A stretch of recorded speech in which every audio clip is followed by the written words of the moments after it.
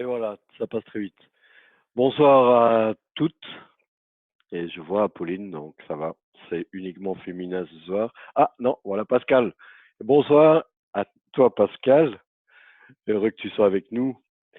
Euh, j'ai encore un petit souci avec mon Zoom. Voilà, excusez-moi. Je vais en profiter pour laisser Sergueï et Goulia vous dire bonjour. Ou bonsoir plutôt. Bonsoir Pluto et merci d'être venu aujourd'hui. Euh, Aujourd'hui, la leçon, c'est une sorte de clôture. Euh, on va un peu voir euh, pas la matière vraiment, mais les choses qui peuvent nous apporter dans la Kabbale. Et je suis heureux de pouvoir le faire aujourd'hui avec vous.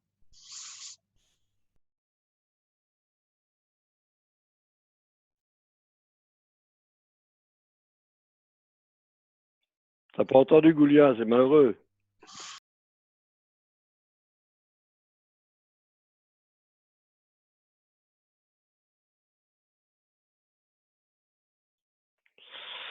Voilà, bonsoir, bonsoir. Donc, comme Sergueï vous l'a annoncé, on va voir,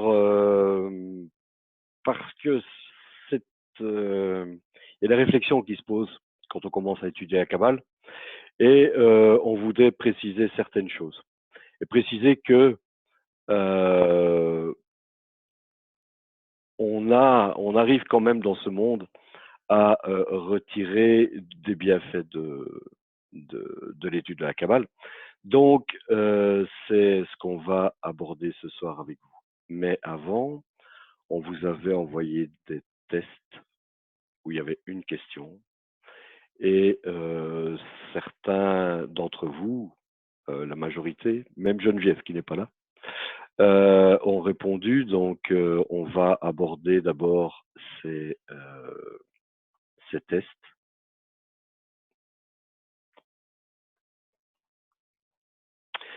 Voilà, donc la question était comment les livres sont-ils utilisés dans les études de la Kabbale.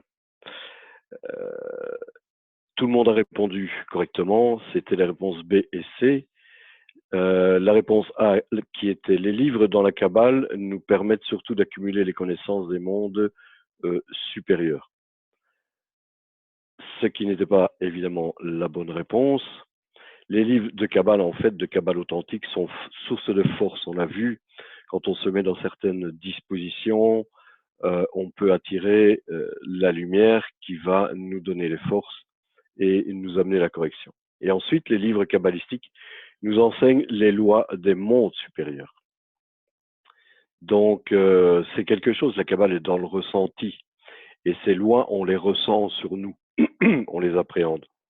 C'est pas qu'on les mémorise, tel que c'était proposé dans l'item numéro A, mais c'est plutôt une intégration, un ressenti de ces lois. Voilà. À présent, on va passer à l'introduction. Peut-être un petit rappel concernant le cours passé que Sergueï va faire et va vous introduire le nouveau sujet, le sujet de ce soir. À toi, Sergueï. Oui, merci. Effectivement, on va faire, comme d'habitude d'ailleurs, un petit rappel de tout ce qu'on a appris. Premièrement, on a appris que l'étude et la réalisation de la sagesse de la Kabbale sont des moyens de transformation personnelle, transformation de notre nature égoïste. En fait, dans la Kabbale, étudiant doit parvenir à une approche d'étude comme un scientifique. Et la différence des autres matières, des autres sciences, que c'est soi-même est objet de ses études. L'étudiant même est l'objet de ses études. C'est lui-même qui se transforme. C'est lui-même qui se corrige et s'améliore. On est l'objet, en fait, d'études dans la Kabbale, nous-mêmes. Dans la sagesse de la Kabbale, il est très important d'apprendre et de mémoriser les définitions, les termes. Pourquoi pour que l'élève, euh, comment dire, pour que chaque terme ne soit transformé dans quelque chose de matériel. Tout ce qu'on étudie dans la Kabbale, sont les choses qui se passent au niveau supérieur, qu'on ne peut pas comprendre en fait, et on fait l'approche plutôt émotionnelle que intellectuelle. Donc, euh, il ne faut pas matérialiser les choses qu'on étudie. Parce que dans la Kabbale, on utilise les paroles, les mots de ce monde-ci. Surtout, on va dans quelques semaines entamer la deuxième session avec les études des mondes spirituels, la structure, les partsoufim, sphérotes, etc. Et tous les termes en hébreu, en fait, se traduisent comme la roche, la tête, le ventre, le gouffre, le corps, paix, la bouche, etc. Vous voyez, euh, et nous, les francophones et les autres étudiants, même, euh, pour nous, c'est plus facile, si on pourrait dire ainsi, étudier la Kabbale, parce que ça nous perturbe moins que quand qu'une personne qui parle hébreu. Vous voyez, parce que ça peut faire vraiment une confusion totale. Donc, encore une fois, c'est préférable d'apprendre tous les termes de la Kabbale par cœur pour ne pas tout de suite tomber dans la confusion lors des études. Voilà ce que je voudrais vous rappeler. Et si vous avez des questions par rapport à tout ce qu'on a étudié jusqu'à maintenant, vous pouvez les poser.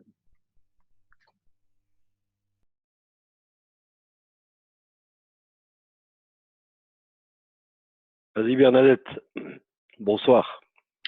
Bonsoir à tous, gros bisous. Dans un ancien cours, pas si ancien que ça, Sergueï, il avait raconté l'histoire d'un étudiant, je sais plus, qui était sous une table. Alors déjà, il était sous une table, ça m'a étonné. Et si, il était sous une table.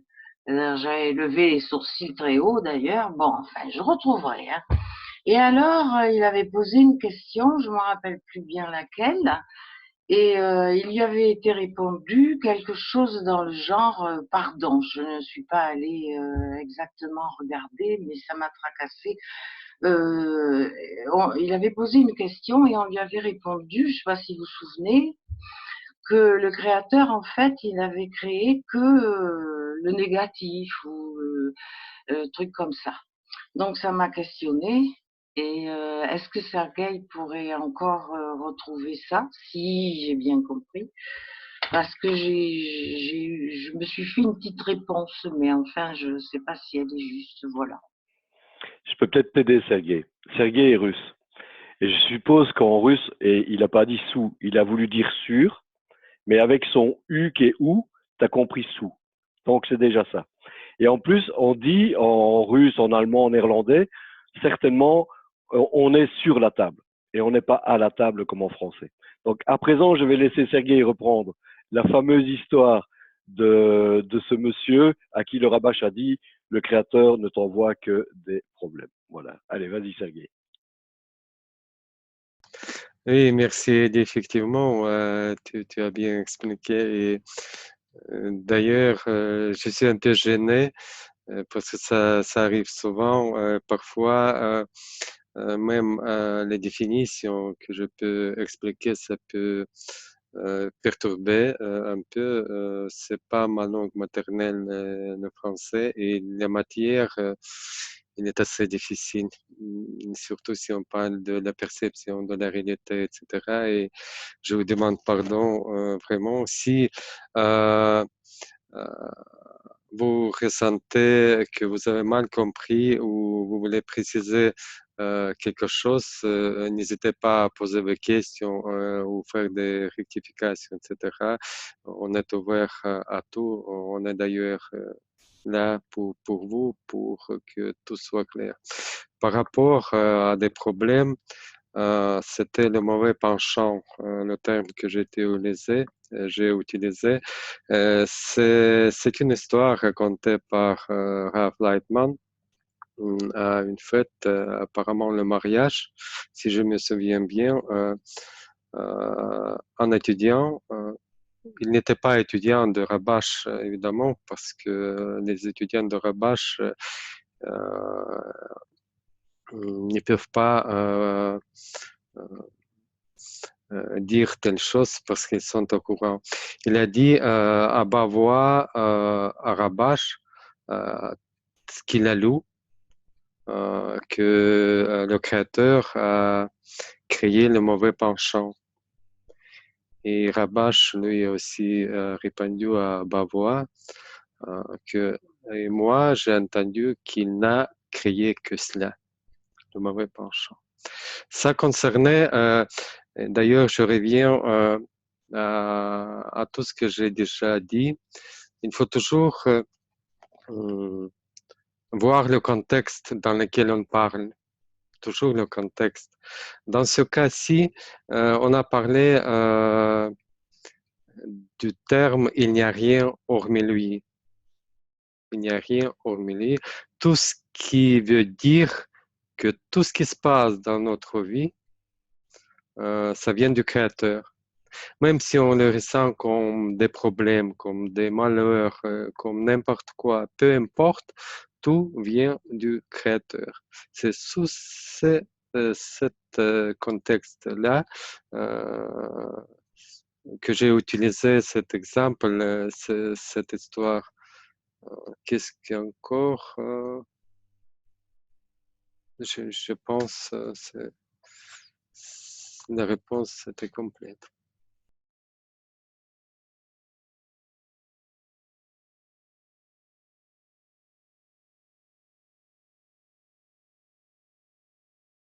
En fait, ce n'était pas exact de dire qu'il n'avait créé que le mauvais. Il a créé les deux, puisque l'un fait exister l'autre. Il a créé les deux, pas seulement le mauvais penchant. C'était Rabach qui a voulu rigoler. Il a répondu ainsi pour, vous voyez, pour Quel dire humour! en fait qu'il n'y a rien hormis lui. C'était la réponse de Rabach.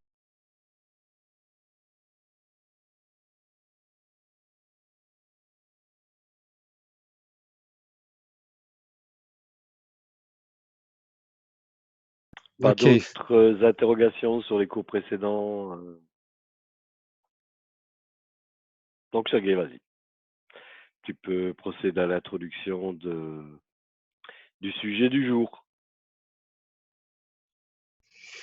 ok, on y va alors.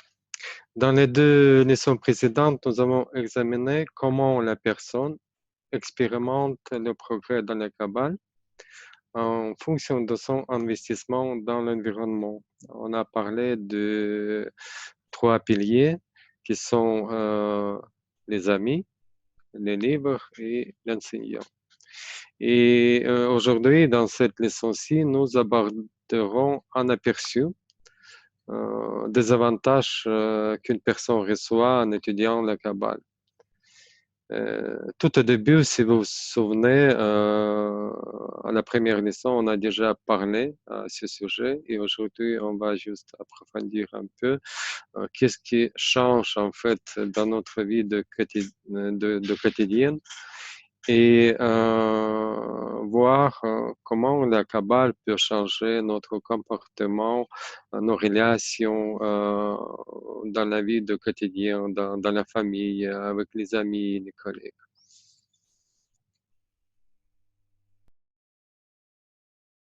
Voilà, donc ce soir, on va passer en revue, on va resituer le contexte et on va passer en revue tous ces avantages de l'apprentissage de la Kabbale. plus il devient clair pour une personne qui étudie la Kabbale qu'il n'y a pas de bénéfice personnel dans l'atteinte spirituelle, parce qu'on a dit qu'on travaillait pour le monde là-bas, on se dit ah mais alors à quoi ça sert quoi? Finalement qu'est-ce que ça m'apporte tout ça? Et on risque de faire face à une certaine démotivation. Et il y en a qui quittent, il y en a qui arrêtent, etc.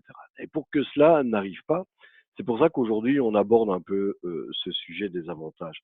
Pour passer en revue vraiment, certainement pas de manière exhaustive, mais vous faire passer sur tout ce que finalement la Kabbale vous a déjà apporté jusqu'ici et vous apportera encore dans l'avenir. Donc, la Kabbale, c'est quand même la révélation du Créateur dans ce monde-ci, en fait. D'accord? Même si on apprend les mondes spirituels, on voit comment les deux sont connectés, monde spirituel, monde matériel, et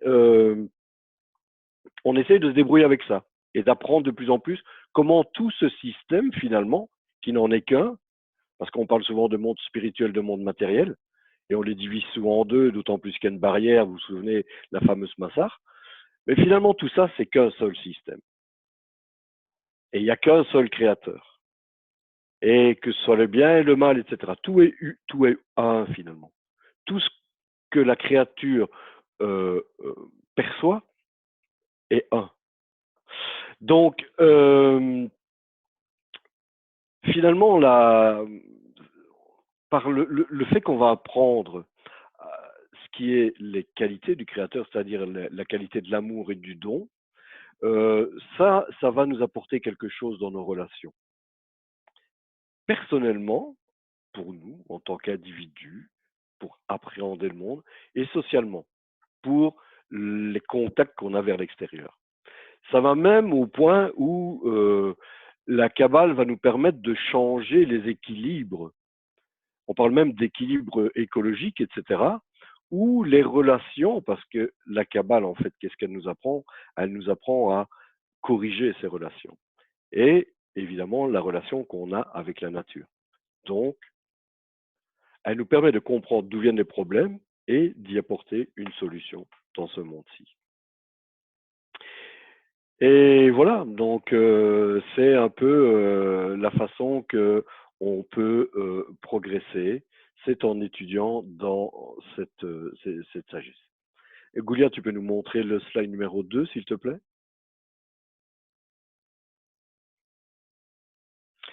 Voilà, donc ceci juste pour schématiser que vous vous souvenez, il y a la fameuse histoire du désir, de la lumière qui remplit ce désir. On éprouve du plaisir, et plus on éprouve du plaisir, plus le désir disparaît, et finalement le désir disparaît. Vous vous souvenez. Donc voilà un peu ce que schématise ce dessin, c'est que les plaisirs temporaires finalement sont, tel qu'on le dit, temporaires, ils finissent tous par disparaître dans ce monde si on n'a pas la bonne manière, si on n'a pas la bonne méthode. Et la méthode à la Kabbale, elle vous permet d'éprouver des choses qui vont tendre à l'infini et à l'éternité. Voilà ce qu'elle est la promesse de la sagesse de la Kabbale. Et la sagesse, une des promesses les plus importantes de cette sagesse, c'est l'atteinte de la vie éternelle et du plaisir illimité. Le développement de la qualité du don sans réserve se poursuit après la mort. C'est les kabbalistes qui nous disent ça. Nous, on n'a jamais encore été jusque-là. Mais les kabbalistes nous disent que par la qualité du don sans réserve, cette qualité, elle se poursuit après la mort du corps. Et alors, ça marque alors à ce moment-là, l'entrée dans un nouveau degré de développement. Le plaisir illimité est une innovation qui vient de la réalisation spirituelle. Nous avons beaucoup de désirs dans ce monde-ci. Et quand une personne étudie la sagesse de la Kabbale, elle sait utiliser ses désirs, ses exigences, de sorte que le plaisir ne s'éteint pas dans le désir. Un désir constant, voilà ce que on peut obtenir en étudiant cette sagesse. par les révélations des lois de la nature. Une personne devient vraiment semblable à un petit enfant qui découvre chaque matin un nouveau monde. Et ça donne du sens et du plaisir à sa vie. Et le Bala Soulam nous dit dans le slide numéro 3, Goulia, alors là, comme d'habitude, si vous avez l'envie de lire, je vous en prie. Ce corps, sous sa forme corrompue, qui nous est donné à présent, ne ternit pas non plus notre essence, puisque lui et tout ce qui lui appartient sont sur le point de disparaître complètement, avec tout le système de l'impureté qui est leur source. Et tout ce qui sera brûlé est estimé brûlé et est considéré comme n'ayant jamais existé. 4, Goulia. Je continue. Alors, cependant, l'âme revêtue de ce corps, dont l'essence n'est aussi qu'un désir, mais le désir de donner sans réserve, qui provient du système des 4 mondes Abhiya de sainteté. Cette âme existe éternellement, car cette forme de désir de donner est en équivalence de forme avec la vie des vies, et elle ne peut être échangée.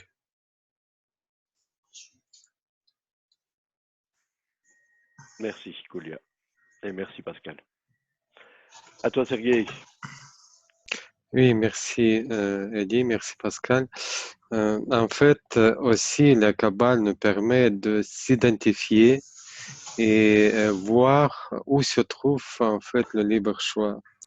On a étudié beaucoup cette question du libre choix, qu'on n'a pas trop de choix en fait.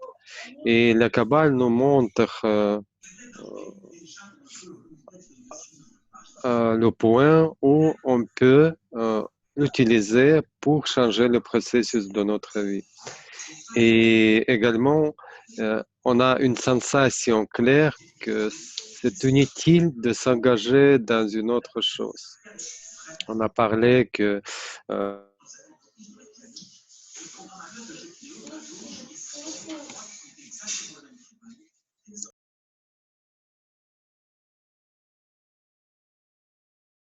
Sergueï a l'air gelé. Donc, je suppose que Sergueï, je suppose, quand on découvre la sagesse de la Kabbale, on acquiert le sentiment que finalement on est tombé sur ce qu'on cherchait, ce qu'on a toujours cherché. C'est tellement vaste que ça englobe tous les points qui pourraient nous poser des questions. Et plus on étudie, plus on a ce sentiment. Sergueï n'est toujours pas revenu, j'ai cru qu'il reviendrait, mais non.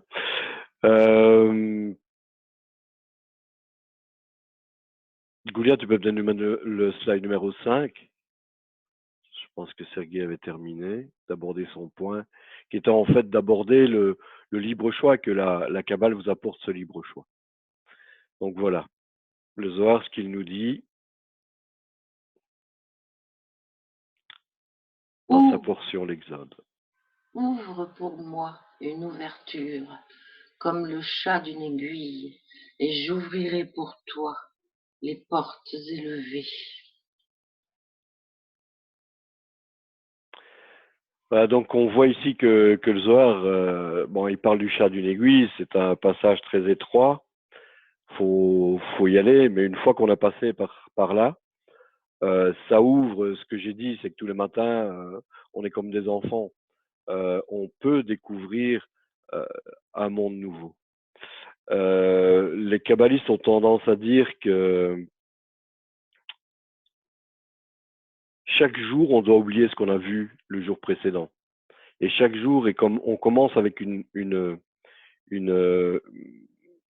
slate, une ardoise vierge. Et on peut recommencer, peu importe ce qui s'est passé avant, chaque jour, on peut recommencer à zéro. Il n'y a aucun problème. Et par le contact qu'on a avec notre environnement, évidemment, on peut continuer à progresser. Ce qui est gagné dans le spirituel n'est jamais perdu. Chaque effort que vous avez mis on évoque souvent l'image d'une balance dans laquelle on met des grains de sésame. Chaque grain de sésame qu'on met du bon côté de la balance s'accumule jusqu'à, comme on le dit souvent, s'accumuler jusqu'à atteindre une grande somme. Et c'est exactement ce qui se présente à nous chaque fois qu'on on apprend, on suit un cours, on est dans le bon environnement et dans les bonnes conditions. Je vais continuer, donc reprendre la suite de Sergueï. Ça nous apporte également, donc on voit bien qu'on apprend à mieux réagir, à mieux se débrouiller dans nos relations, c'est-à-dire nos relations avec nous-mêmes et nos relations avec notre environnement. Et dans cet environnement, il y a quoi? Dans ce monde, il y a également les relations familiales. Et grâce à, dans la famille, si on a une famille qui avance sur le chemin en même temps que nous, évidemment, cela, il y a une émulation là-dedans. Donc on apprend ensemble, on apprend les lois, on apprend à mieux se débrouiller les uns les autres. Et là, c'est beaucoup mieux parce que les deux fonctionnent. Si on prend un couple, par exemple, les deux fonctionnent dans le bon sens, apprennent à fonctionner dans le bon sens. Mais il y a des cas qui se présentent où les deux conjoints, un des deux conjoints ne participe pas, ne veut pas avancer sur ce chemin, n'est pas encore prêt à avancer sur ce chemin. Eh bien, malgré tout, l'étude nous apprend à comprendre les choses. Pourquoi les choses sont ainsi, et à faire preuve de compréhension, voire de compassion, et de permettre quand même d'avoir une relation équilibrée dans le couple, dans la famille. Donc, ça se passe également pour les enfants. Dans vos relations avec les enfants, si par exemple, il y a des cas comme ça à Bnei Baruch, où le père et le fils étudient en même temps, je vous dis pas ce que ça peut donner. Moi, j'ai des frissons parce que bon, j'ai pas la chance d'avoir mes fils qui étudient avec moi. Et quand je vois cette image de Élie et de Sémione, par exemple, c'est une relation qui va au-delà de la relation simple, je vais dire, commune que chaque père peut avoir avec son fils. Et donc, ça vous apporte également ça comme bénéfice. Une relation avec les enfants, on comprend mieux la nature, on comprend mieux pourquoi. Et c'est toujours la même chose, c'est cette compréhension de la nature, des lois de la nature en général et à tous ces niveaux de relation. Et c'est d'autant plus bénéfique que de plus en plus de couples ont des problèmes, de plus en plus de parents ont des difficultés avec leurs enfants, etc. Donc la Kabbale est vraiment, elle arrive à point nommé, quoi, je vais dire, dans l'évolution, le développement de l'humanité, dans la révélation de la Kabbale arrive à point nommé. Et tout simplement, cette Kabbale nous permet de faire face à toutes les difficultés qu'on rencontre dans la vie quotidienne, que ce soit au niveau du boulot, mais également avec les voisins, tout ce qui nous entoure finalement. Et tout ça parce que on apprend la racine du problème, d'où viennent les problèmes. Et on apprend à, vous vous souvenez de cette histoire de la loi des racines et des branches.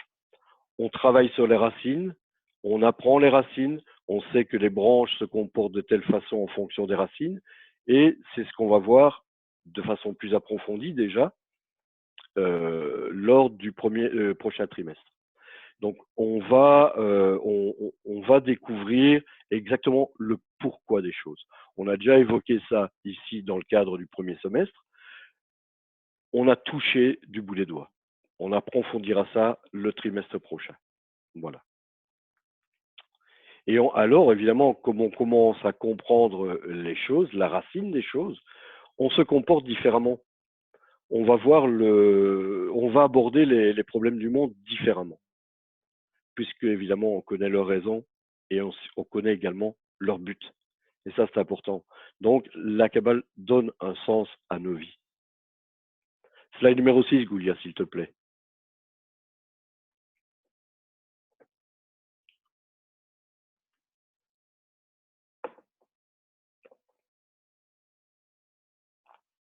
Une lectrice, un lecteur? Moi, je me lance. Je vais tirer ça. Là. L'avantage des rejets, c'est que par eux, une personne reçoit le besoin et le désir parfait que le Créateur l'aide.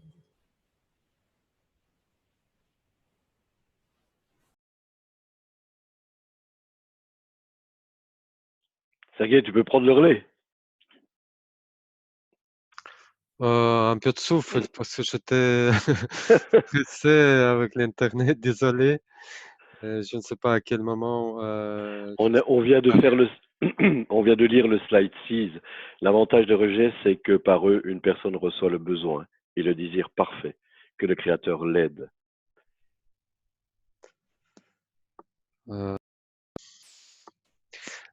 Donc, qu'est-ce qu'on peut encore dire? La Kabbale nous aide à travailler à nos états internes. euh, Parce que selon la Kabbale, tout vient du Créateur, comme c'était déjà dit. Et donc, tous ces états indésirables comme la peur, l'inquiétude, on peut les inverser dans une direction positive si on sait comment s'y prendre, comment travailler avec. Parce que dans la Kabbale, tout ce qui vient avec nous, même tous ces ressentis, ça vient du Créateur. Donc, chaque occasion, on apprend à utiliser pour établir ce contact avec le Créateur. Donc, ce travail, cette psychologie kabbalistique nous aide à travailler avec tous ces états quand on se ressent vraiment mal dans sa peau, toutes ces inquiétudes de la vie qui nous entoure. En outre, Hum, dans la Kabbale, vous voyez, ce travail avec les amis, ça nous apporte aussi hum, une sorte d'aide sociale. Par exemple, vous voyez ici nos relations avec Ed et Goula. Entre nous, on a une sensation vraiment du confort et de confiance parce on a passé déjà ensemble des années. Et on sait vraiment, comment dire, plus ou moins tout ce qui se passe avec chacun entre nous. On apprend la tolérance, on apprend à prendre tout ce qui se passe avec une sorte de compréhension et une sorte de connaissance, qu'est-ce qu'on peut faire avec et qu'est-ce qu'on doit faire aussi. Et pas seulement Eddie et Gula que vous voyez ici, il y a milliers d'amis partout dans le monde. Si vous avez eu l'occasion de suivre le congrès, vous avez vu quelles sont des relations. On peut voir une personne pour la première fois et un étincelle qui passe tout de suite, peu importe de quel pays cette personne, peu importe quelle langue euh, elle utilise, peu importe la mentalité. En fait, on a toujours quelque chose de commun qui nous lie et qui nous donne ce confort d'être ensemble, une sorte de l'amour en fait qu'on construit entre nous. Et ça, c'est vraiment très réconfortant et joyeux. Je ne sais pas comment dire tous ces états. Il faut les éprouver en fait pour voir comment les gens qui n'ont rien à voir dans la vie quotidienne, qui peuvent passer tout près et ne jamais devenir amis, comme ils sont deviennent proches dans la Kabbale. Ça, c'est aussi une chose n'est pas négligeable. Slide numéro 7, Goulet, s'il te plaît. Et ensuite, 8e aussi.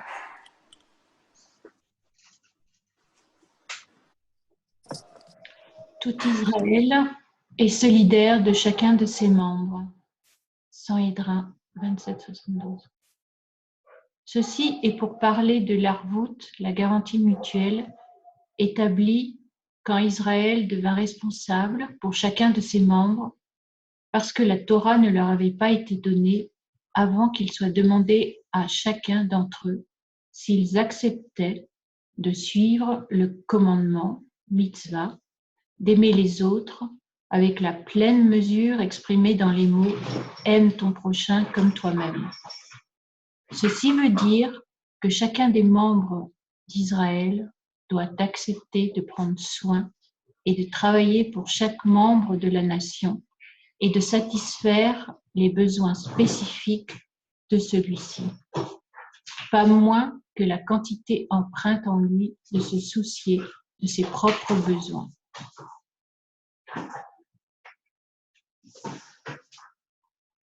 Avec cette responsabilité générale, chaque membre de la nation se libéra des soucis des besoins de son propre corps et put observer le commandement de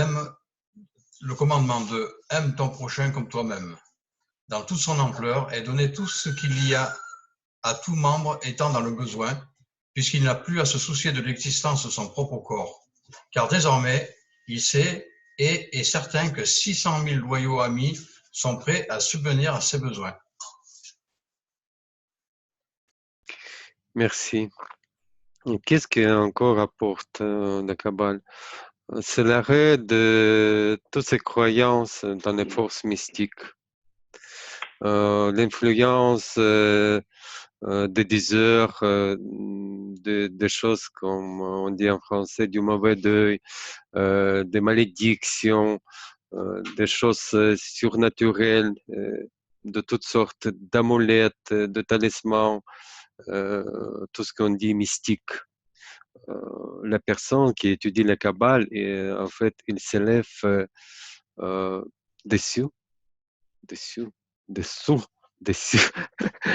il s'élève dessus de toutes ces choses soi-disant mystiques.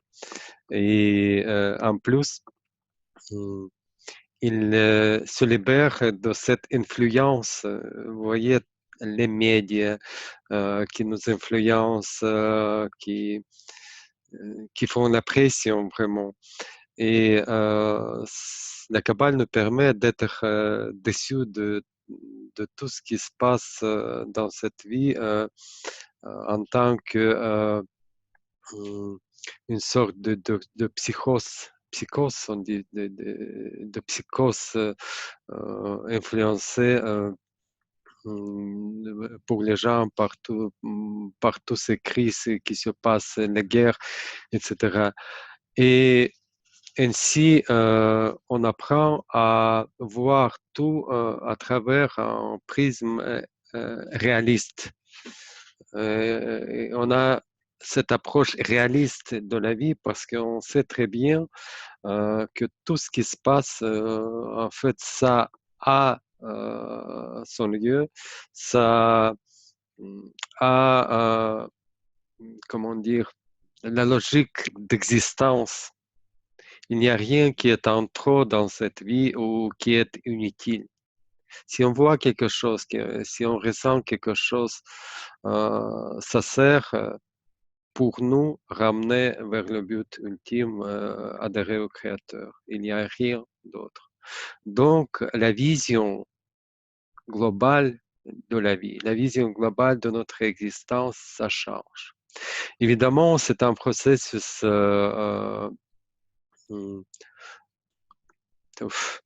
c'est un processus étape par étape. Comment on peut dire, Eddie? C'est pas tout un coup. Graduel. Graduel, tout à fait, effectivement. C'est un processus graduel, mais au fur et à mesure, si on essaie de suivre tous les conseils que les kabbalistes nous donnent, on commence à voir autrement. On commence à concevoir les choses autrement. En fait, la réalité change et on a une impression qu'on peut gérer mieux notre vie et la vie de nos proches. Slide numéro 10, Goulet, s'il te plaît. Et oui.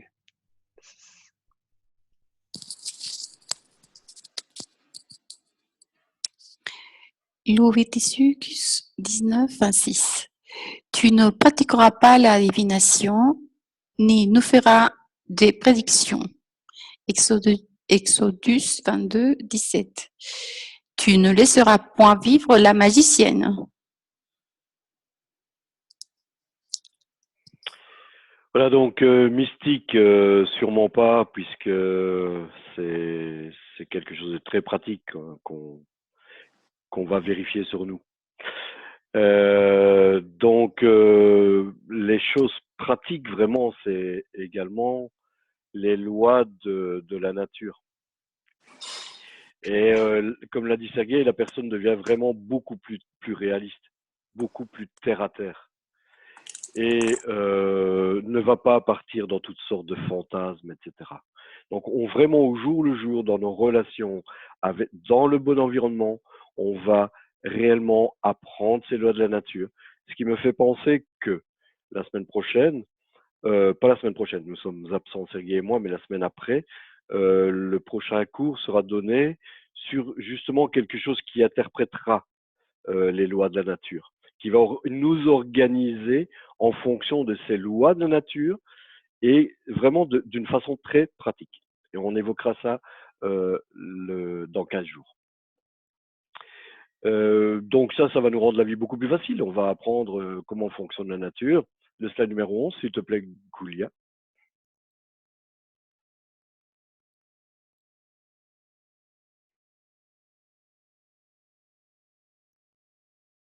Pardon, allez-y. Alors, tous les plaisirs et les délices viennent de l'équivalence de formes spirituelles avec celles du Créateur. Les souffrances et l'intolérance sont causées par les différences entre notre forme et celle du Créateur. Donc, on l'a déjà évoqué, notre perception de la réalité va changer en fonction de notre désir avec lequel on va travailler. Cette perception de la réalité va changer. Et on comprend que en changeant notre propre attitude envers cette réalité, on va y changer quelque chose. On va être acteur avec cette réalité. On va cesser d'être passif, en fait. Et c'est nous, c'est sur nous-mêmes qu'on travaille. Donc on ne va pas commencer à aller à gauche ou à droite, essayer de trouver des solutions. Essayer de trouver des solutions dans les amulettes, essayer de trouver des solutions chez les gourous, essayer de trouver des solutions partout. Non, c'est en nous-mêmes qu'on va aller chercher ces solutions. Et ce que ça va nous apporter également, c'est une compréhension profonde de la nature humaine, de qui nous sommes réellement. Qui nous sommes réellement, ce qui veut dire qui sont les autres également. Ce qui va nous permettre d'éprouver de la compassion, de l'amour, évidemment, etc., etc. On va mieux comprendre pourquoi les gens agissent comme ça, pourquoi les gens qui nous entourent agissent comme ça. Et on va mieux comprendre également les amis qui travaillent avec nous sur ce chemin et on va pouvoir les aider puisque finalement, on est dans la même galère et qu'on veut essayer d'arriver tous au même but. Donc, on aura une compréhension profonde de la nature humaine et ça nous permettra d'améliorer ces relations dans cette société. On va comprendre pourquoi les gens agissent de telle ou telle façon. Ça doit être très clair. Et ça nous permet aussi de valoriser notre contribution à la société. Parce que dans la Kabbale, on travaille avec l'environnement, avec les amis. Et dans la Kabbale, chaque personne est valorisée en fait. Peu importe les qualités données par la nature, chacun entre nous, on voit 7 milliards, même plus aujourd'hui, de personnes qui sont différentes. tous et toutes sont différentes. C'est impossible d'être semblable l'un à l'autre, mais on apprend que chaque personne a les qualités données par la nature pour qu'ils les utilisent afin d'atteindre le Créateur. Et ça, on le comprend dans la Kabbale. Donc, chacun et chacune qui étudie la Kabbale, il est apprécié. Dans la Kabbale, on ne regarde pas le caractère, en fait. On n'y travaille pas avec le caractère d'une personne. On travaille avec quelque chose qui est plus à l'intérieur, qu'on appelle étincelle, le point dans le cœur. On commence à voir les amis à travers son corps, à travers son caractère, qui ne nous intéresse pas, en fait. Tout ce qui nous intéresse, c'est son intérieur, son désir pour découvrir le Créateur.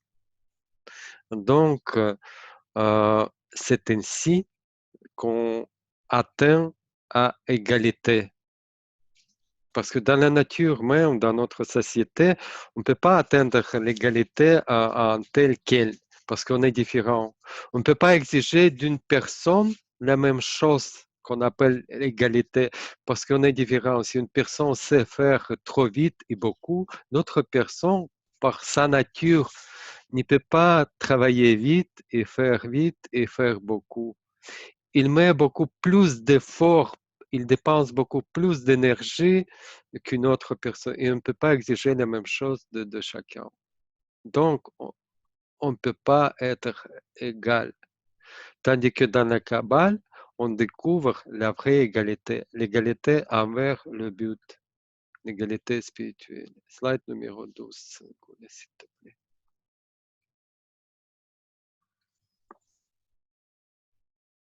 Allez. Pardon. Alors, j'y vais ou pas?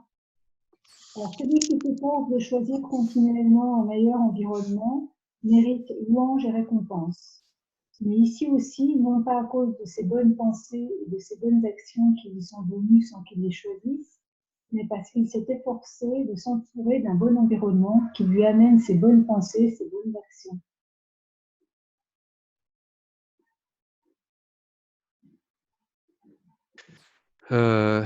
Mais voilà, je ne sais pas si Eddie, tu veux ajouter quelque chose, sinon, des questions. Que la sagesse de la Kabbale également nous apprend à voir le système comme un tout.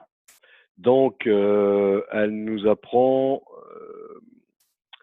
à voir toutes ces relations dans un cadre global. On apprend à penser de façon globale, à penser de façon circulaire. C'est pas un cercle, c'est plutôt comme une boule. Mais on commence à réfléchir comme ça de plus en plus. Et on commence à voir que les choses sont imbriquées les unes dans les autres. On commence à mieux comprendre le système. On commence à mieux comprendre l'origine des choses, le but des choses. On commence à saisir ce puzzle, à voir à quoi il sert finalement.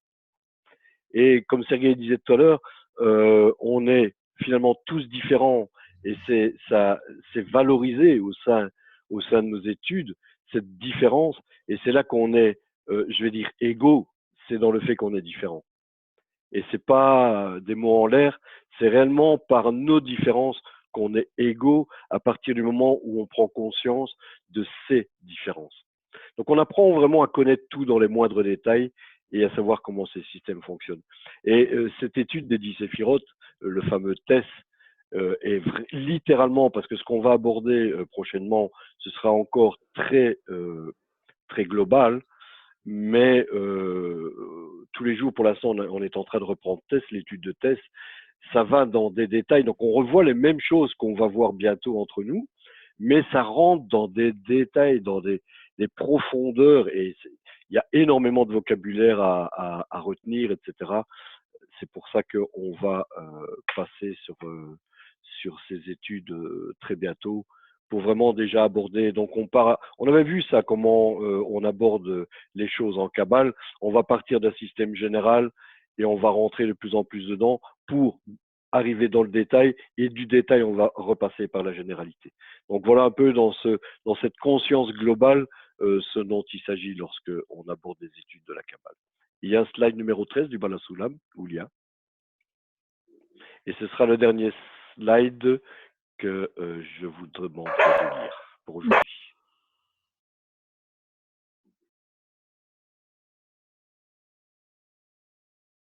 Bala Sulam solution.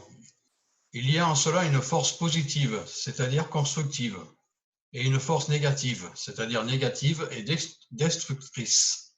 Elles créent et parfont l'entière réalité en général et en particulier par leur guerre perpétuelle et cruelle entre elles. Comme nous l'avons dit plus haut, la force négative apparaît à la fin de chaque phase, l'élevant à un meilleur état, et donc les phases se succèdent jusqu'à ce qu'elles atteignent leurs ultimes perfections.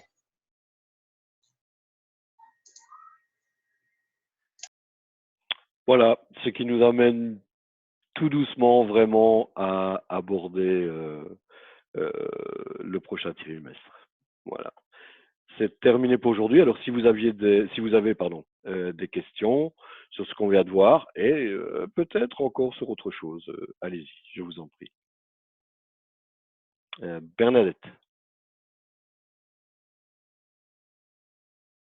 Non, je disais au revoir puisque c'est terminé.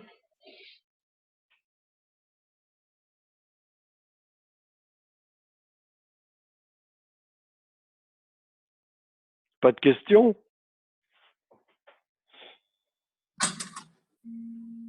Tout est clair.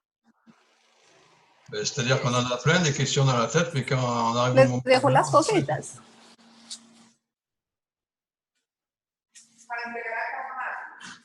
C'est comme nous, quand on est devant le RAF, c'est la même chose.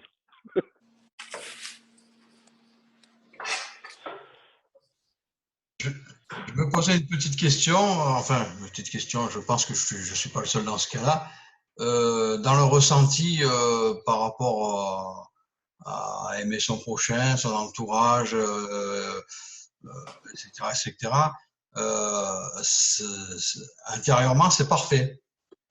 Mais quand il faut l'extérioriser, c'est tout à fait autre chose. Alors, je voulais savoir, je pense que dans la Kabbale, on va peut-être apprendre aussi à gérer ça, je suppose.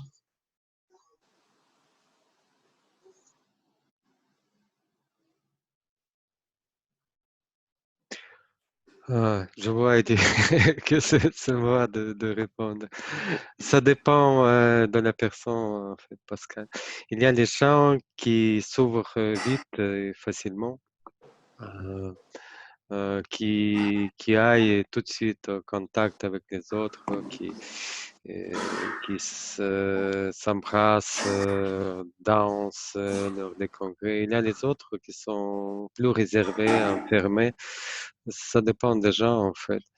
Et tout ce que je peux dire, on change en permanence avec les études de la Kabbale, mais si ça existe, ça va exister.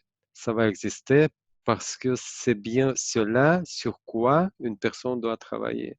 Là, le créateur lui montre ses points faibles, en fait, cet endroit, cette place du travail. Parce que tout ce qui est important dans la Kabbale, c'est la connexion, c'est la relation à travers lesquelles on découvre le Créateur. En fait, avec ces relations, on essaie de faire l'équivalence des formes avec le Créateur. Et c'est là qu'on commence à entrer dans la même résonance, dans les mêmes fréquences avec ces lois, aime ton prochain comme toi-même. Mais il ne faut pas s'inquiéter parce que le travail, le gros travail, le travail principal, c'est vraiment dans l'intention, c'est intérieur en fait. Mais il y a des actions lors des congrès, etc., où on est obligé de s'approcher physiquement. Mais il n'y a pas d'obligation, évidemment. Il n'y a pas d'obligation. Ça, c'est juste pour que personne travaille aussi intérieurement pour qu'ils puissent voir tout ce qui se passe en tant que moyen de changement, quoi. Mais Ouais. ce n'est pas le but. Pascal, parlais dans la vie de tous les jours, je pense, si j'ai bien compris, Pascal, et pas dans le cadre de l'environnement kabbalistique. C'est exact? Moi, je dirais que au fur et à mesure de tes études, tu vas donc, on vient encore de l'évoquer ici, tu vas mieux comprendre le pourquoi des choses. Donc, tu vas pouvoir certainement pardonner plus facilement, avoir plus de compassion, mais aussi savoir que ça peut arriver, quoi. Que tel comportement peut arriver et pourquoi ça arrive. Et que voilà, tu gardes cela, tu gardes cela en toi et tu résoudras le problème dans le bon environnement. Donc tu vas venir avec ce que tu as vécu dans le monde ici. D'ailleurs, le monde matériel, il est là pour nous donner des occasions de correction, de travail. Donc tu vas venir travailler dans l'environnement pour trouver la réponse, parce que tu vas travailler au niveau des racines. Donc tu ne vas pas solutionner le problème dans ce monde-ci, tu vas solutionner le problème à la racine du problème, une fois pour toutes, au niveau de l'âme, puisque tout doit retourner à ce niveau-là. Donc c'est là que tu vas aller corriger les choses avec le bon environnement. Et évidemment, du mal, tu en auras encore et encore et encore. Tant qu'on ne sera pas arrivé à la correction finale, il y aura toujours du mal, puisque le mal, il est là, il fait partie du système pour justement nous permettre de nous éveiller et de chercher la solution. Si tu vois du mal, c'est que c'est là pour t'éveiller et chercher la solution. Et la solution, elle t'est proposée par la Kabbale, les kabbalistes, les écrits kabbalistiques, etc. Voilà. Est-ce que le schéma est clair? Donc, le mal apparaît, tu t'en rends compte, tu le prends, hop, tu vas vers le bon environnement, tu travailles comme il faut, mais tu vas venir avec un désir. Et ce désir, qui va être un désir de correction, va te mettre dans des conditions où tu vas travailler avec le système, tu vas travailler là, au-dessus, avec le système au niveau des racines. Et tu vas corriger le monde de cette façon-là. Pas comme toi tu le veux, pas comme toi tu voudrais que par exemple ton boss il vient et tu dis il voudrait qu'il se casse la jambe celui-là et que finalement il va se casser la jambe. Mais le créateur il va trouver la solution pour toi, le système, puisque tu vas vers la perfection et toi tu es capable, petit comme on est, de comprendre exactement comment il fonctionne ce système dans les moindres recoins et dans les moindres détails. Mais tu vas agir, tu vas forcer le système pour corriger ce genre de problème à l'avenir. Voilà. Je ne sais pas si c'est clair, mais c'est un peu plus clair une fois que c'est pratique, quoi. Si, ça va. Et par rapport à ça, Eddy, est-ce que tu aurais un exemple concret pour illustrer voilà ce que tu viens de dire quand tu dis oui, faut apporter le problème, du moins le mal, le souci au bon environnement, ça veut dire la dizaine. Oui. Et comment ça se passe? C'est-à-dire chacun vient en racontant ses problèmes et après on traduit. Non. Ça se passe comment? Par exemple, si on prenait un souci, par exemple, avec son employeur, par exemple, juste pour voir. Non, l'intention est primordiale dans le système. L'intention est primordiale et voilà. Mais c'est un travail de tous les jours et on se perfectionne et on cherche et on avance et de mieux en mieux on avance. Et la situation actuelle ne s'est jamais présentée. Donc, c'est-à-dire que vraiment, on vous a dit que l'époque actuelle n'a jamais existé. Et ce que nous faisons là, c'est quelque chose qui n'a jamais été fait. C'est quelque chose dont les kabbalistes parlent depuis des millénaires, mais qui n'a jamais été fait. Il a fallu passer par toute une étape, par plusieurs étapes pour arriver à l'époque d'aujourd'hui. On a abordé ça de manière légère dans tous les cours qu'on a évoqués, pour arriver à un état maximum où on est une période spéciale. Voilà, très spéciale. Et tout est à découvrir. Les conseils sont là, le manuel est là, il y a tout, mais ça doit être mis en pratique. Et par qui? Par nous. par les fameux points dans le cœur. Remontez à 3 slides au-dessus, on parle d'Israël. Rappelez-vous, mémorisez les termes. Israël, c'est l'ensemble des points dans le cœur. L'ensemble des points dans le cœur dirigés directement vers le Créateur. C'est pas, ce sont des gens particuliers. Ce sont des gens attirés. Vous êtes là aujourd'hui. Quand vous entendez parler de aime ton prochain comme toi-même, ça résonne en vous. J'ai d'autres personnes que je connais qui sont là, réunies aujourd'hui, parce qu'ils sont à l'entraînement de foot, par exemple. Voilà. Donc, ils ne sont pas là aujourd'hui. Donc, c'est des gens particuliers qui sont là.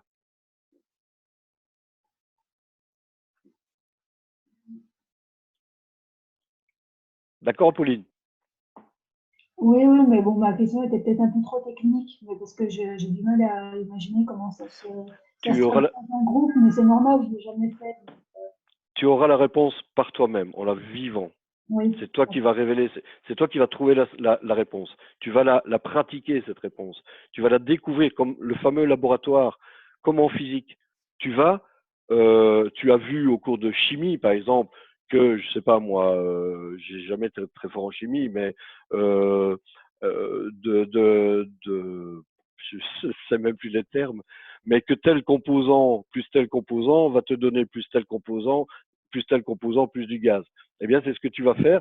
Tu le vois au cours théorique et tu vas aller le prouver au laboratoire. Eh bien, les kabbalistes te donnent des instructions théoriques et toi, tu vas le prouver dans ton laboratoire qui est ce que tu as évoqué, la dizaine et le groupe, etc. D'accord. Autrement dit, l'époque où cette connaissance était comme une chaîne d'un maître à son élève, ce temps a changé. Maintenant, c'est la pratique, si je pourrais dire ainsi, de masse. Le temps est arrivé pour que le Kabbale soit révélé à tout le monde. Et on est des pionniers. On est des pionniers. La réalisation en pratique, tout ce que les kabbalistes ont accumulé durant des milliers d'années, tout ce qu'ils ont préparé pour cette époque-ci. Et quand on parle du travail dans la dizaine, c'est pas apporter ce problème dans la dizaine. C'est pas ça.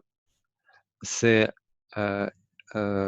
travailler ces problèmes dans la dizaine, ça veut dire le travail intérieur. Donc, autrement dit, je reviens à la question de Pascal, on ne travaille pas à l'extérieur de 10, avec le monde qui nous entoure. C'est encore tôt. On travaille dans un milieu, l'environnement bien défini et les gens qui savent ce qui se passe et qu'est-ce qu'ils font là et comment ils doivent le faire. Donc, l'environnement qui permet d'analyser cette situation, de ramener à une bonne réponse de tout ce qui se passe et la compréhension, qu'est-ce que tu dois faire si une telle situation est survenue. Il n'y a jamais le lien direct avec tout ce qui se passe euh, et si on peut dire la solution. Pourquoi? Parce que c'est un système. Vraiment, le système qui inclut pas seulement 7 milliards de personnes, mais tout univers, tout ce qui existe, c'est la création. Imaginez-vous tout ce qui se passe. Et nous, on a un petit maillot, un petit point dans ce système, mais qui, quand même, en ayant tous ces outils, peuvent influencer ce système.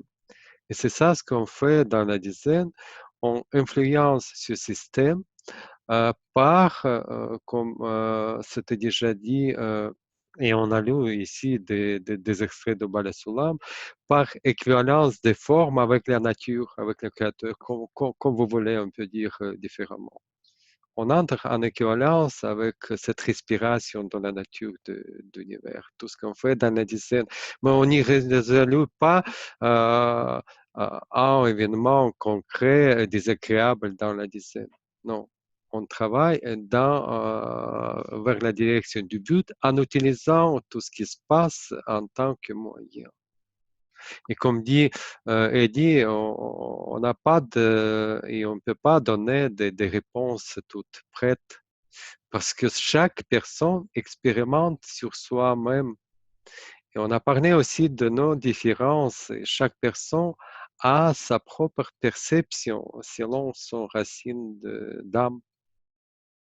Mais dans la désert, on s'enrichit. Chacun ajoute quelque chose qui n'existe pas à autre. Et on crée ce mini-système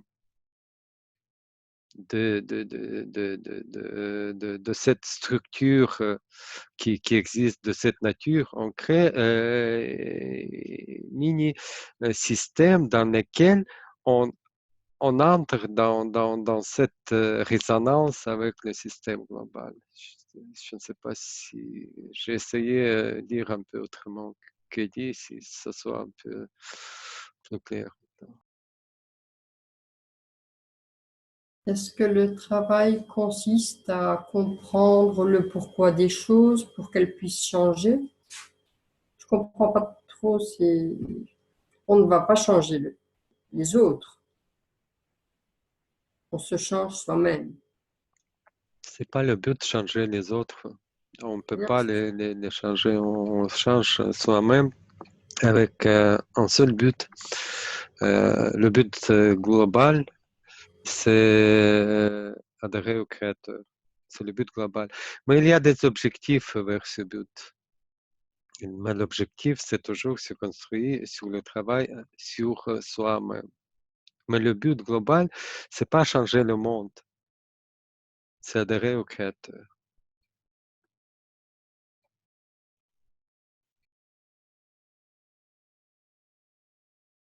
Il y a un texte qui dit que à un moment donné, le loup sera avec l'agneau, le lion avec l'antilope, etc.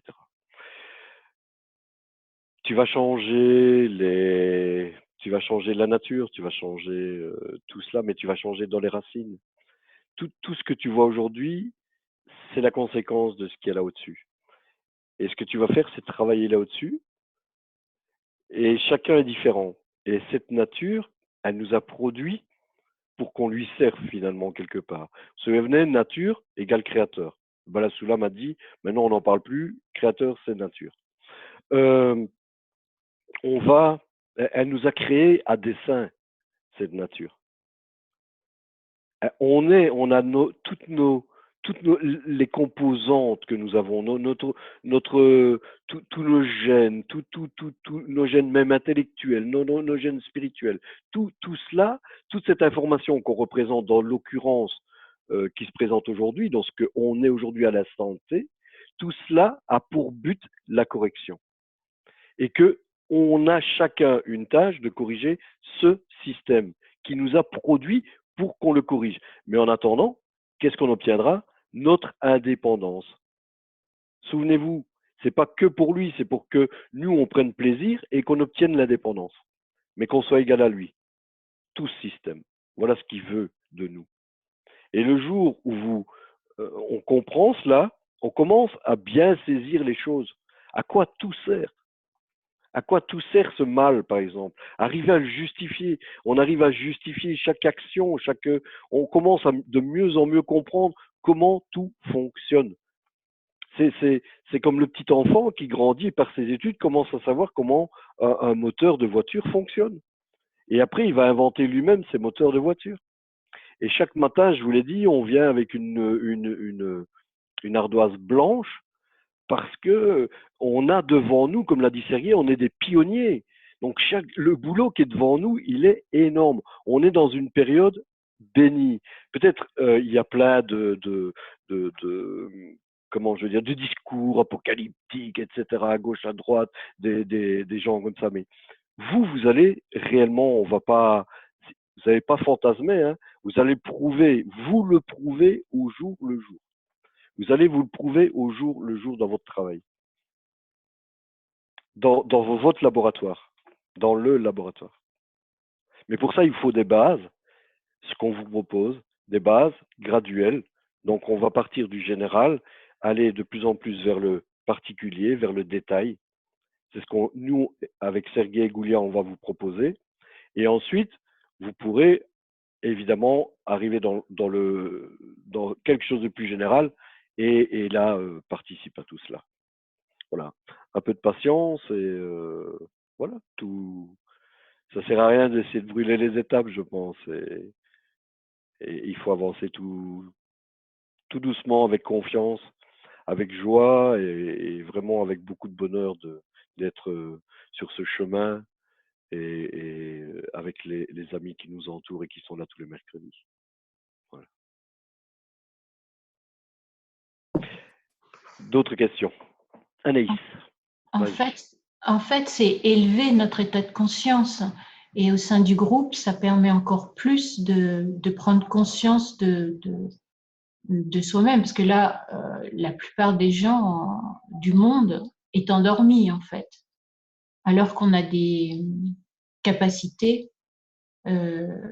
supérieures qui sont endormies, justement. Donc, c'est pas ça? Rien à rajouter. J'ai rien à rajouter.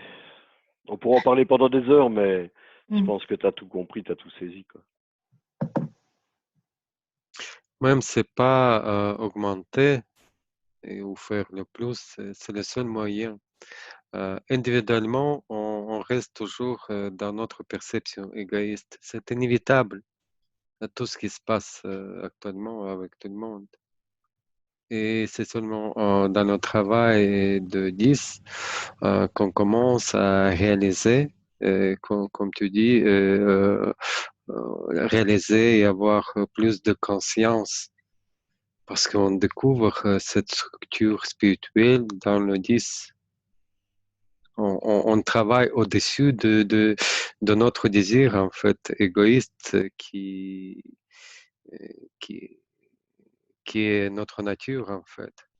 On essaie de travailler au-dessus de tout ce qui nous a été donné par la nature, tout ce qui est opposé au Créateur, que recevoir. C'est une suite de révélations. Le mot révélation est vraiment très important. C'est une suite de révélations de qui nous sommes, puisque au fur et à mesure de nos révélations, nous remontons à notre racine. Et ces révélations également du système, du créateur, de la nature, etc., de tout ce qui nous entoure. Donc ces révélations dans tous les sens, vers l'extérieur et vers l'intérieur, quoi.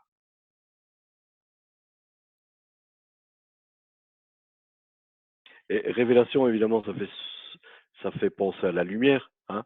Quand une pièce est noire, on allume la lumière, ben, se révèlent les choses à nous. Donc c'est ça, c'est la lumière. Donc c'est à travers la lumière. C'est pour ça que les kabbalistes utilisent ce mot souvent, lumière. C'est pas trop ce que ça veut dire, mais on comprend quand on dit lumière. Par exemple, un bon repas, ben, c'est de la lumière que tu ingères finalement quelque part, puisque ça te fait plaisir. Ben, tu peux avoir beaucoup de relations avec un bon repas et toutes les bonnes choses. Donc vraiment cette lumière, c'est ça. Il n'y a que ça, un désir et une lumière, un remplissage, un désir de remplir. Et puis tout ce qu'on verra prochainement, comment travailler avec ce désir pour qu'il soit, au lieu d'être temporaire, qu'il devienne éternel. Par contre, j'ai du mal à bien comprendre le don sans réserve, le mot sans réserve, parce que quand on donne, on réfléchit pas, on donne. Sinon, on est hypocrite, quoi. On donne pas. C'est le mot sans réserve, quoi. Quel est le... Oui, en fait, la traduction est peut-être pas très heureuse. Ça vient de la traduction je pense, à Ashpa en hébreu, qui est traduit le français est beaucoup traduit à partir de l'anglais. Et c'est le mot bestow. Bestow, c'est vraiment, c'est autre chose que give. Je sais pas si vous avez la chance de parler anglais. Donc, c'est au-delà que de donner. C'est pas simplement donner, quoi. C'est donner, mais sans rien attendre en retour. Voilà. C'est pour ça le sans réserve. C'est pas que on se retient quelque part. C'est on n'attend rien en retour. Et c'est vraiment ça. Parce que, comme on l'a évoqué lors des premiers cours, quand on donne, rappelez-vous, Sœur Teresa, je crois que c'est elle qu'on a évoqué, Mère Teresa, pardon.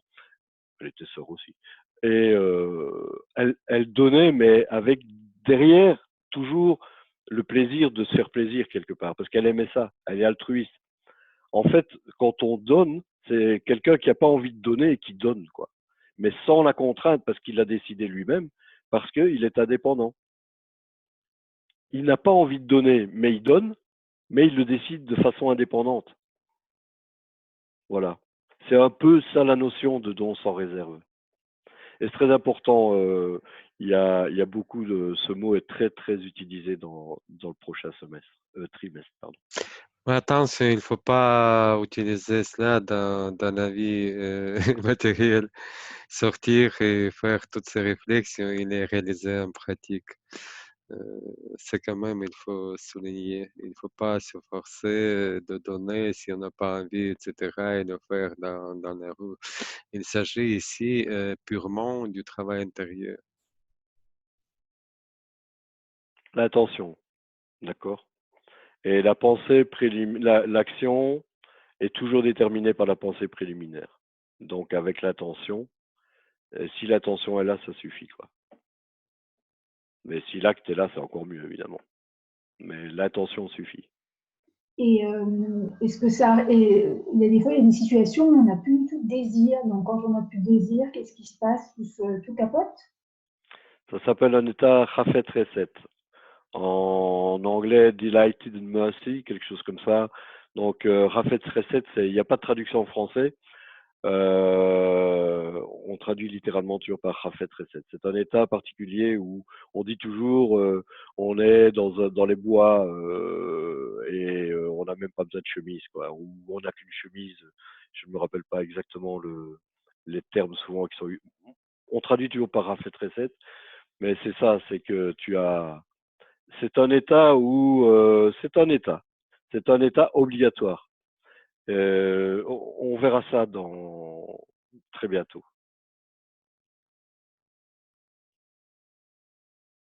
Donc, moi, je pensais l'autre fois peut-être à tort, mais en fait, l'intention est le moteur du kabbaliste, alors. Non, le moteur, le carburant du moteur, c'est l'ego. c'est l'ego. C'est son ego, c'est par son ego qu'il peut avancer. Et il utilise son ego pour avancer. Oui, mais en fait, c'est ce que je voulais dire par là, c'est que l'intention, c'est l'intention d'étudier la Kabbale, etc., etc. On est toujours dans l'intention, quoi. C'est l'intention qui fait quand même, qui nous donne comment dirais-je, la possibilité de continuer et puis aussi de recevoir, puisqu'à partir du moment où il me semble qu'on a dit un moment, où j'ai cru comprendre un moment que quand on avait l'intention, au bout d'un moment, c'est le Créateur qui nous a envoyé la lumière. Oui, parce que intention, c'est vraiment tout. C'est le travail principal dans la Kabbale, c'est construire une intention. Une intention, kavana, c'est aussi le massage, écran qu'on construit au-dessus de notre ego, massage, on construit au-dessus du désir de recevoir pour être indépendant. Et on le construit avec l'intention. Ça veut dire que c'est la même chose. Donc, une fois on construit cette intention, une bonne intention correcte, on entre en contact avec le Créateur. Si C'est je la peux hors dire oui. rosaire aussi. C'est la hors rosaire qui crée un nouveau cli, etc. Mais souviens-toi, on a évoqué cette intention et on avait dit que c'était vraiment tout le travail du kabbaliste tout au long de ses études. C'est vraiment cette intention. On la schématisera donc le prochain trimestre. On schématisera cela par, comme l'a dit Sergei, cet écran et la hors rosaire, etc. Donc la lumière réfléchie qui deviendra elle-même un cli, etc. Enfin, un désir. Et c'est assez compliqué, et puis c'est surtout très compliqué déjà de le comprendre, et puis c'est très compliqué de le ressentir. Mais c'est vraiment là qu'est, comme tu l'as dit, le moteur. Je comprends mieux ce que tu veux dire. Pas le moteur dans le sens qui fait avancer, mais ce qui motive, le motif, la motivation en fait. Oui, d'accord. La motivation, tout à fait.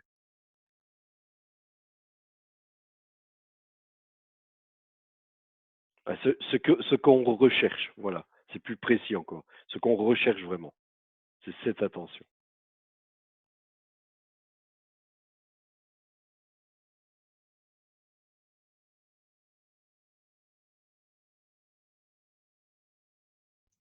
Hmm. Je pense, s'il n'y a pas de questions, on peut terminer. Oui, il est 9h20. Quoi qu'il en soit, si une question vous arrive, ben, vous la posez sur l'adresse email habituelle. Le prochain mercredi, Sergueï et moi, donc, nous ne sommes pas là. On va essayer de vous faire parvenir quelque chose. On va essayer de trouver quelque chose pour se faire pardonner de notre absence. Et puis ensuite, donc, on reviendra sur. Sergueï a abordé l'atelier qui est mise en pratique des lois de la nature, enfin utiliser les lois de la nature pour avancer, pour aller à la correction. Et ensuite, on aura une semaine de battement avant d'aborder la prochaine session. Normalement, voilà, mais on vous prépare quelque chose de tout à fait nouveau. J'espère qu'on ne prendra pas trop de retard et qu'on se reverra le plus vite possible. Donc, semaine prochaine, on n'est pas là. Et la semaine après, on aborde l'atelier. Voilà. Comme façon, je ne sais plus comment on avait défini ça, l'atelier comme moyen, comme outil de travail pratique en Kabbale. Voilà. Moi, je vous remercie beaucoup. Merci de votre présence, merci de vos questions, merci de votre intérêt et merci de votre progrès également. Voilà. Merci beaucoup. Bonne soirée. Merci, bonne soirée. Au revoir. On se verra dans 2 semaines.